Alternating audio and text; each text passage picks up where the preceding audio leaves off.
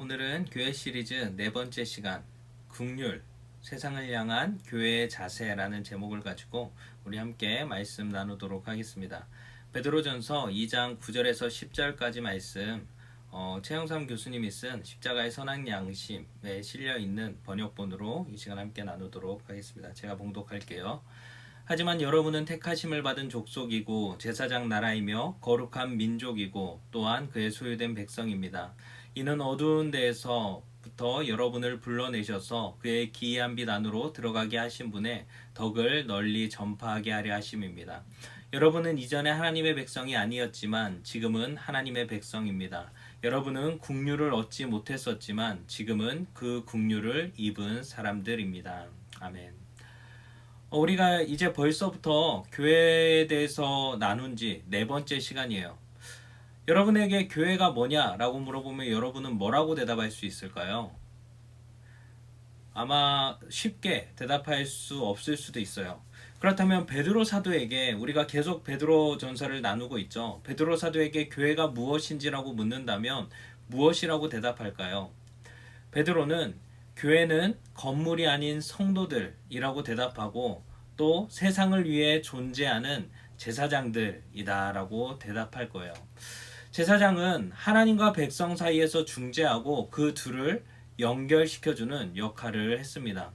교회가 제사장이란 것은 하나님과 아직 하나님을 알지 못하는 사람들을 중재하고 연결해주는 역할을 감당해야 함을 보여주죠.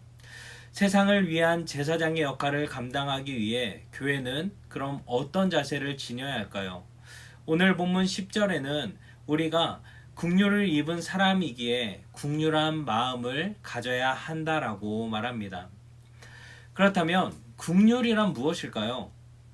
원어적으로 보면 긍휼이라고 번역된 헬라어 동사 이 엘레오는 여기서는 긍휼함을 받았다로 번역되었지만 다른 곳에서는 불쌍히 여기다로 번역하기도 하고 어떤 때는 자비를 베풀다로 번역하기도 합니다.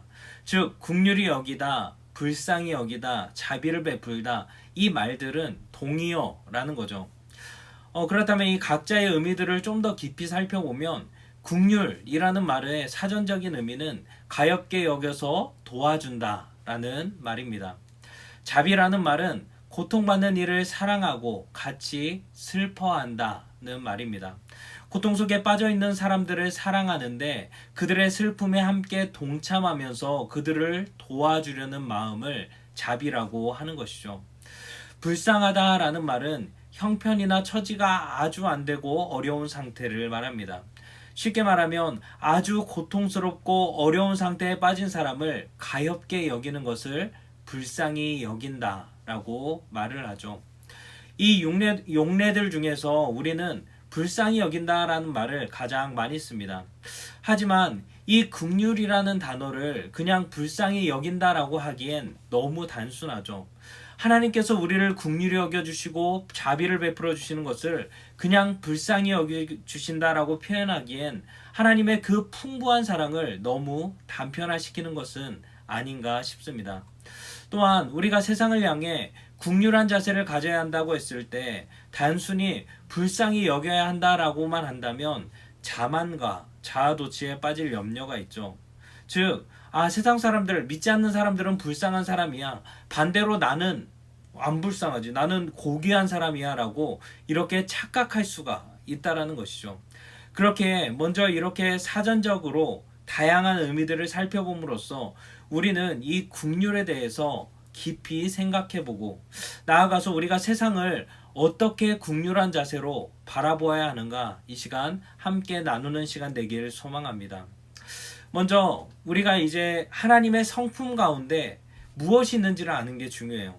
하나님의 성품 가운데 대표적인 것은 두 가지입니다. 첫 번째는 공의이죠. 그 다음에 대표적인 속성은 바로 사랑입니다. 사랑을 풀어서 말하면 긍휼과 자비입니다. 아담과 하와가 하나님의 말씀을 어기고 선악과를 따먹었을 때 벌을 내리고 에덴 동산에서 쫓아내신 것은 바로 공의입니다. 하지만 그들을 불쌍히 여기셔서 가죽옷을 입히시고 그들의 죽음을 유예하신 것은 바로 긍휼과 사랑이죠. 긍휼과 자비는 구약에서 한결같이 이야기하고 있는 하나님의 속성입니다. 이스라엘 역사에 보면 하나님께서 애굽, 즉 이집트에서 노예 생활하고 있던 백성들을 불쌍히 여기셔서 구원해 주시고 시내산까지 인도하셨죠.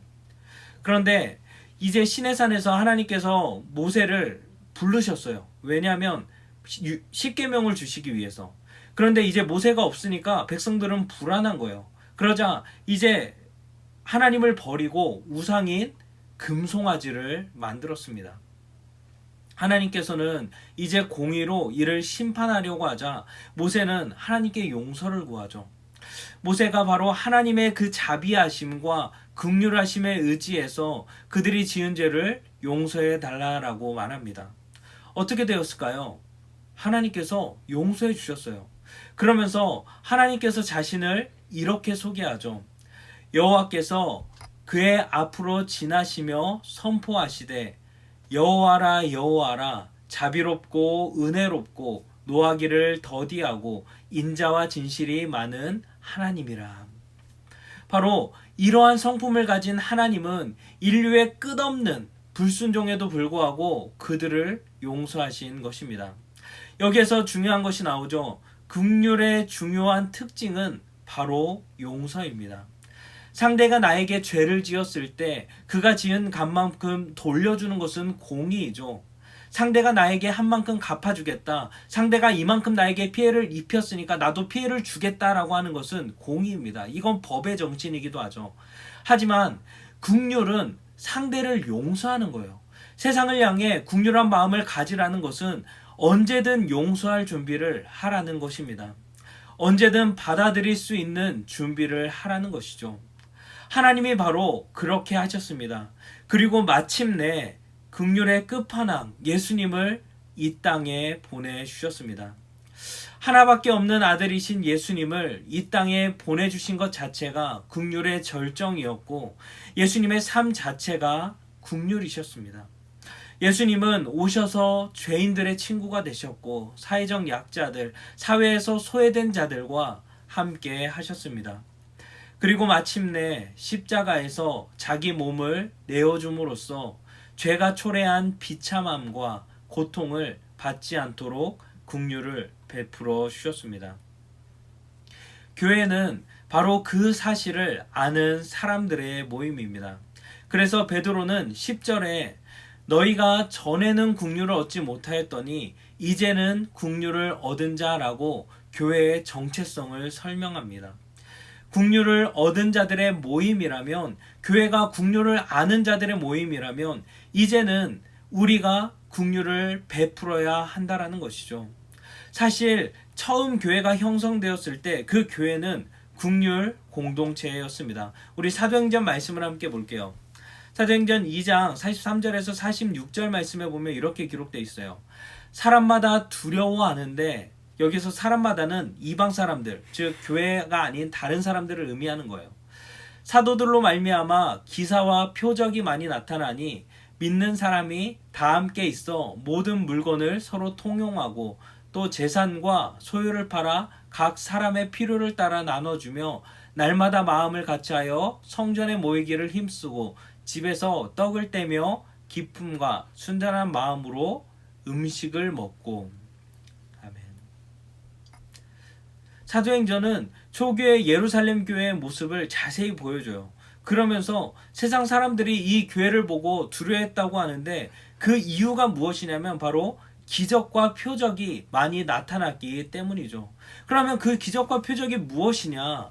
바로 예루살렘 교회의 모습을 보면 예수님을 믿는 사람들, 즉 교회가 모든 물건을 서로 통용해요. 네 거 내 거 구분짓는 것이 아니라 같이 사용했다는 거예요. 또 재산과 소유를 팔아서 각 사람의 필요에 따라 나눠주는 일을 했어요. 성전에 모이기를 힘썼다는 것은 예배에 힘썼고 또 식탁 교제를 하며 서로 사랑을 나누었다라는 거예요. 여기서 두 번째 긍휼의 특징이 나타나는데 그게 바로 자선과 구제입니다. 긍휼은 어려움에 빠진 상태를 도와주려는 마음이 생기는 거예요. 즉 긍휼은 마음이죠. 먹을 것이 없는 사람에게 먹을 것을 주고, 슬픔을 당한 사람이 불쌍하니까 찾아가서 위로해주고, 잠잘 곳이 없는 사람에게 그 사람을 안타까워해서 거처를 마련해주는 이 모든 행위, 즉 긍휼의 마음이라면, 이 긍휼이 표현되는 건 무엇이냐면 바로 구제와 자선이라는 것이죠.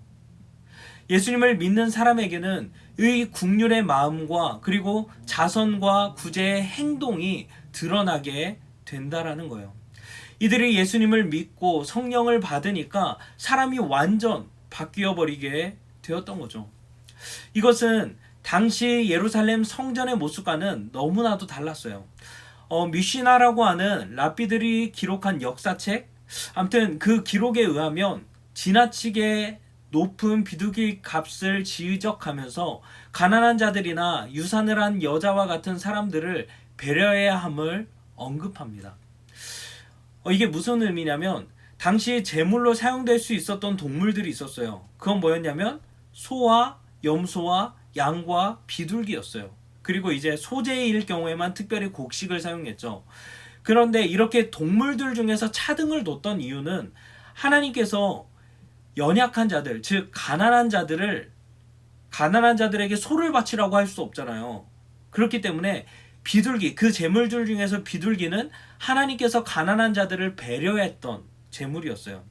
그런데 성전의 권력자들은 이 비둘기의 값을 올렸다라는 거예요. 그리고 이 비둘기를 가져온 사람들에게 뭔가 엄격한 잣대를 들이밀면서 이윤을 취득했고, 가난한 백성에게 무거운 짐을 지었던 것이죠. 예수님이 예루살렘에 입성해서 가장 먼저 갔던 것이 이제 성전이었어요. 성전에 가서 이 꼬라지들을 보니까 이제 화가 나는 거죠. 분노하시면서 당시 동전을 바꾸는 상을 얻고 재물 파는 사람들을 채찍으로 치시면서, 동물들을 치면서 다 쫓아냈어요.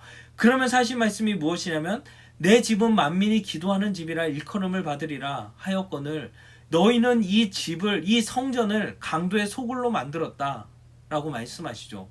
그러면서 충격적인 말씀을 하시는데, 무엇이냐면 너희가 이 성전을 헐어라, 내가 이 성전을 사흘 동안에 일으키리라 말씀하신 거예요. 그러니까 사람들이 비웃죠. 아니, 이 성전을 짓는데 40몇 년이 걸렸는데 너가 뭔데 3일 만에 이 성전을 짓냐라고 말을 하죠. 그런데 정말로 예수님이 이제 죽으시고 부활하심으로써 3일 만에 일으키신 거예요. 성전을 다시 지으신 거예요. 그게 바로 사도행전에서 소개하고 있는 예루살렘 교회의 모습이에요. 예수님의 죽으심과 부활하심을 믿고 예수님이 나의 구주라고 믿는 사람들이 모였던 그 교회의 모습은 무엇이었냐면 바로 모든 것을 나누는 삶이었어요. 예루살렘 성전에 있던 종교 지도자들은 남의 것을 빼앗아서 자기 배 불리기를 하고 있었는데, 그런데 예수님이 만드신 교회, 예루살렘 교회는 오히려 자기의 것을 팔아서 자기 것을 나누어서 필요한 사람들에게 주었다라는 거예요. 착취 공동체였던 성전을 버리고 예수님이 만든 교회는 긍휼 공동체였던 거죠. 이것은 세상과 완전히 다른 공동체였어요. 자기 소유욕이 강하고 자기 배불리기에 급급한 사회 속에서 오히려 자기 것을 포기하고 나누고 하는 모습은 당시 사회에 큰 울림이 되었던 거죠. 누구도 부러워할 만한 공동체가 바로 교회였던 거예요. 이처럼 하나님의 다스리심을 받으며 어떻게 돼요? 삶이 변하게 돼요. 긍휼을 베푸는 그들의 삶을 보며 사람들은 두려움을 느끼는 거예요. 오히려 경외감을 느꼈던 거죠. 그렇다면 오늘날 교회의 모습은 어떤가요? 지금 세상이 교회를 두려워하나요? 아니면 우스워할까요? 우스운 이유는 무엇일까요? 우리가 생각하거나 행동하거나 처리하는 방식들이 세상과 별반 다를 바가 없다라는 거예요. 세상과 똑같은데 아니 자기들에게만 구원이 있다고 설쳐대는 꼴이 사나운 거예요. 얼마 전에 이제 이태원발 게이클럽에서 확진자가 나오면서 다시 지역 감염이 확산 추세로 돌아서고 있죠. 그러면서 많은 사람들이 이제 동성애자들을, 게이들을 욕하기 시작했어요. 전 정말 놀랍더라고요. 여론이 정말 순간이더라고요. 이전까지는 동성애를 옹호하며 커뮤니티 사이트들에서 동성애 싫다는 표현만 해도 난도질 당하던 상황이었는데, 이제는 동성애에 대해서 혐오하는 여론들이 너무나도 쉽게 생겨나는 거예요. 저도 순간 그런 것들을 바라보면서 이런 생각이 드는 거예요. 아, 지금 동성애를 공격할 수 있는 기회이지 않을까? 이런 혐오 여론에 힘을 실어주면 동성애가 잘못됐다라는 것을 알릴 수 있는 기회가 되지 않을까? 또 지금 바로 직전까지 어디가 코로나로 인해서 제일 욕먹고 있었어요? 바로 교회였어요.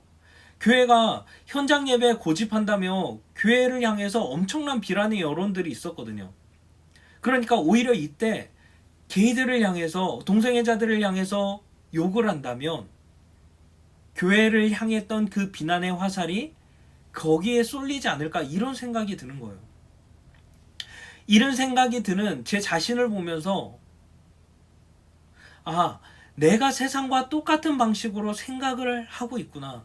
내가 세상과 동일한 방식, 동일한 일처리 방식으로 하려고 하는구나라는 게 깨달아졌어요. 교회를 위한다고 하면서 하는 하는 방식들이 세상과 똑같은 거예요. 약해져 있는 대상을, 공경에 빠진 대상을 더욱더 공경에 빠뜨려서 내게 속한 것을, 교회를 지키려는 태도. 이게 얼마나 이중적인 거예요. 그런데 사실은 우리들 모두도 그렇지 않나요? 마치 우리에게도 내가 피해를 받은 만큼 갚아주려고 하는 마음이 있잖아요. 내가 피해를 받고 내가 억울한 일을 당했을 때 그거를 감내하는 것이 아니라 나도 똑같이 갚아주려고 하는, 공의만 내세우려고 하는 그런 마음들이 우리에게 있지 않는가. 우리는 이런 마음들을 한번 돌이켜 봐야 돼요. 그런데 초대교회의 능력은 어디에 있었어요? 그게 아니었어요. 긍휼히 여기는 마음. 그래서 자기의 것을 포기하고 나누는 때 사람들이 세상과 같지 않는 그 모습을 바라보고 두려워하고 경외심을 갖게 됐던 거예요. 그렇다면 우리 역시도 이제는 긍휼한 자세를 가질 수 있어야겠죠. 오히려 이럴 때 동성애자들이 공격을 받고 그 마음이 가난해졌을 때 우리가 그들을 품어내고 그들을 돌봐준다면, 어떻게 보면 이것만큼 강하게 하나님의 사랑을 전할 수 있는 방법이 없을 것 같아요. 저는 그렇게 생각해요.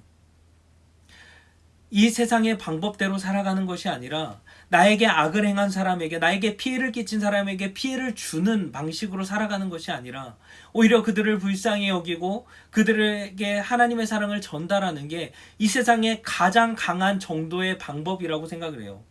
오히려 교회에만 천국이 있다, 교회에만 생명이 있다라고 말하면서 예수천당, 불신지옥 이렇게 말하는 것보다 오히려 그들을 향해서 불쌍한 마음을 가지고 역지사지 상대방을 향해서 생각해보고, 입장을 바꿔서 생각해보고 그들을 위한다면 그것만큼 강한 전도의 방법이 없겠죠.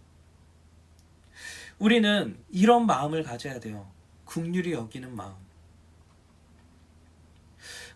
그런데 때로는 그런 마음이 있어요. 정말 용서하기 힘든 대상이 있죠. 정말 사랑하기 힘든 사람이 있어요. 생각만 해도 진절머리 나는 사람이 있을 수 있어요. 어떻게 그런 사람들에게까지 긍휼의 자세를 가질 수 있을까? 오늘 본문 말씀에도 기록되어 있으시 우리가 받은 긍휼을 기억하면 돼요. 우리가 전에는 긍휼을 받지 못한 사람이었어요. 구원받기 이전에는 하나님의 긍휼을 알지 못하는 사람이었죠. 그렇다면 이제 우리가 긍휼을 받았다면 예수님이 우리를 교회 삼기 위해 치르셨던 그 값을 기억하면 돼요. 그렇다면 우리가 긍휼히 여기지 못할 대상이 있을까요? 없을 거예요. 요즘에는 그런 게 유행하는 것 같아요. 힘 닿는 데까지 해라. 사랑하더라도 힘 닿는 데까지. 현실적인 조언이죠. 감당할 수 있는 만큼 헌신하고 감당할 수 있는 만큼 사랑해라. 좋은 말이에요. 하지만 그것이 성경적인 말은 아니에요. 말씀은 우리에게 뭐라고 가르쳐요? 힘과 뜻과 정성을 다해 내 하나님을 사랑하라고 해요. 즉 무슨 말이냐면 이거는 힘과 뜻과 정성을 다하라는 것은 즉 우리의 모든 것을 다 걸고 하나님을 사랑하라는 거예요. 그리고 이웃을 사랑하라고 할 때 어디까지 사랑하라고 해요? 내 몸과 같이 사랑하라고 해요. 이것을 할 수 있을까요, 과연? 내 자신만큼 사랑하는 건 불가능해요. 그런데 우리는 마치 순종할 수 있는 만큼만 그 수준을 정해요. 범위를 정하는 거죠. 그러고 그거를 정해서 나 여기 순종했어. 이만큼 순종했어. 그리고 그걸 가지고 하나님께 나아가려고요. 마치 우리가 정한 양만큼 순종했고 하나님 나 정도면 괜찮은 사람 아니에요? 오히려 내 의를 가지고 하나님 앞에 나아가려고 한다라는 거죠. 그런데 우리가 착각하지 말아야 될 것은 우리는 내 의를 가지고 하나님께 나아가는 존재가 아니에요. 우리의 그 코딱지만한 의가 하나님 앞에 도저히 받아들여질 만한 것이 아니에요. 우리는 예수님께서 성취하신 의를 가지고 나아가는 거지 내 자랑, 내 의를 가지고 나아가는 존재가 아니라는 거예요. 오히려 우리가 하나님께 가지고 나아갈 것은 우리의 의가 아니라 우리의 연약함이에요.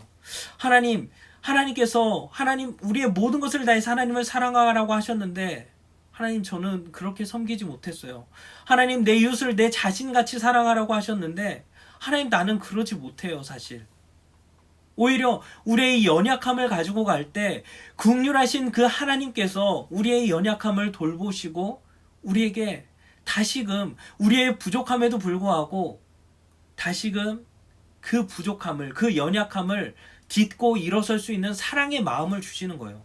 도리어 하나님 나 그 사람은 도저히 사랑할 수 없고 내가 이런 사람 정도는 사랑할 수 있어요 라고 말한다면 그 사람을 영원히 사랑할 수 있는 기회는 우리에게 오지 않아요. 오히려 낮아진 마음을 가지고 하나님 정말 너무 미운데 하나님은 그 사람조차도 사랑하라고 하죠. 그런데 어떻게 해야 될지 모르겠어요 라고 이렇게 가난한 마음을 가지고 연약한 마음을 가지고 하나님께 나아갈 때 하나님은 그런 우리의 마음을 아세요. 우리의 연약함을 아시는 분이에요. 그렇기 때문에 그 연약함을 돌보시고 그 사람조차도 우리가 불가능하다라고 생각했던 그 사람조차도 사랑할 수 있는 마음을 우리 가운데 허락해 주신다라는 거예요. 긍휼이란 바로 거기에 있어요. 내가 긍휼을 할 만한 능력이 있어서 긍휼을 베푸는 것이 아니라 세상을 향해서 긍휼히 여기는 마음은 내가 갖는 게 아니에요 사실. 예수님께서 이미 우리에게 보여주셨기 때문에 이제는 우리가 그 마음을 가지고 세상을 바라보는 거예요. 지금 베드로 사도가 이 말씀을 했던 때는 세상이 교회를 핍박하던 때였어요. 교회는 세상으로부터 버림받은 것 같이 교회를 적대시했고 그래서 베드로 사도가 편지하고 있는 이 교회들은 로마 전역에 흩어져서 살아야 됐어요. 그런데 교회가 세상에 대해서 제사장직을 가졌다라는 것은 상당히 역설적인 말이에요. 아니 세상이 싫어하는데 어떻게 세상을 하나님께로 이끌어오는 역할을 해요.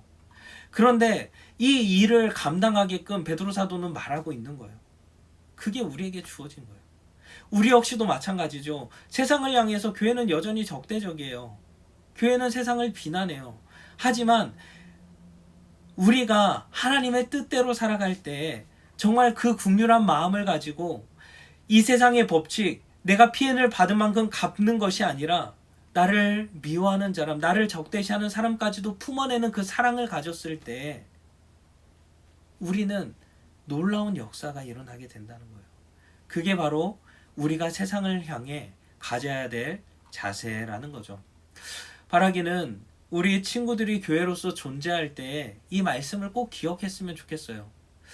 우리 친구들이 정말로 하나님의 말씀을 가지고 살아갔으면 좋겠어요. 세상을 향해서 긍휼히 여기는 자세. 정말 내가 제사장직을 감당한다고 했을 때 그냥 방관하는 것이 아니라 세상을 방관하는 것이 아니라 그들을 불쌍히 여기고 그들을 하나님께로 인도해낼 수 있는 그런 마음, 그런 사명을 가졌으면 좋겠어요. 그리고 그 순종에 있어서 내가 정한 범위 안에서 내가 이만큼만 할 거야가 아니라 범위는 열어두세요. 오히려 그렇지 못한 우리들의 모습을 보고 회개하면서 하나님께 오히려 한 걸음 나아가는 저와 여러분 되기를 주님의 이름으로 축원합니다.